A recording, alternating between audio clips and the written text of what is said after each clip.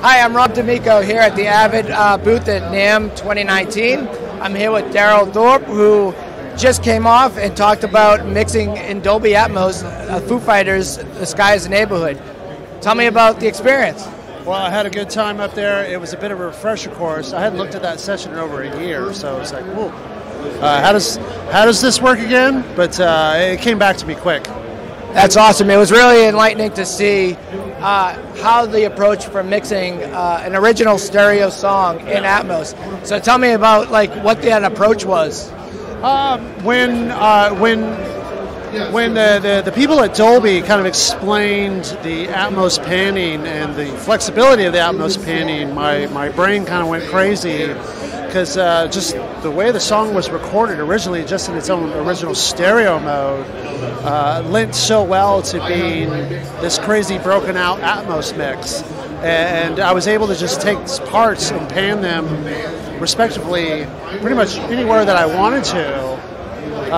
Vocals, drums, I think, the drums and the bass were the most stale, simplified part. It was the strings and the BV vocals that were always a lot of BV vocals all over this record, so there were stacks of BVs that I could just section out all throughout the spectrum, and it was a lot of fun.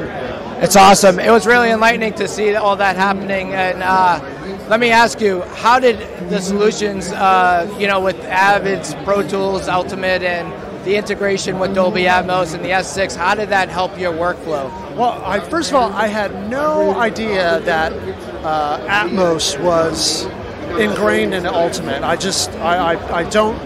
do a lot of stereo stuff. Just no one mentioned it to me. I never read about it, blah, blah, blah, whatever it is. Until I got to the Dolby stage, I sort of just assumed it would be some sort of standalone unit that you fed out of Pro Tools outputs and stems, and then they were like, no, it's a feature. You just click and it's on. I'm like, what? Holy crap.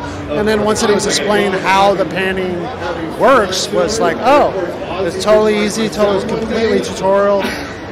Very, very left brain, so simple to use. A little bit of finicky just to figure out between I'm sure there's another word, but the diffusion between taking something in the dead center and spreading it, or the balance between left and right speakers to center was the one thing that I spent some time messing with. Everything else was very just, but in here, there. So it was so much fun. That's awesome. It was great to watch you talk about how that approach was. For all of you listening, come check it out tomorrow. Download the Avid Link app. We're streaming live all these presenters on the main stage here. And Darrell, you're going to be back with us tomorrow, right? Tomorrow at 4 o'clock. What are we saying? Pacific time here? Or are we saying what? Yeah, 4 o'clock Pacific time. So come check him out. Listen to more about how his approach was to mixing in Atmos, the Sky is a Neighborhood by the Foo Fighters. Thanks so much. All right. Thank you. Take care.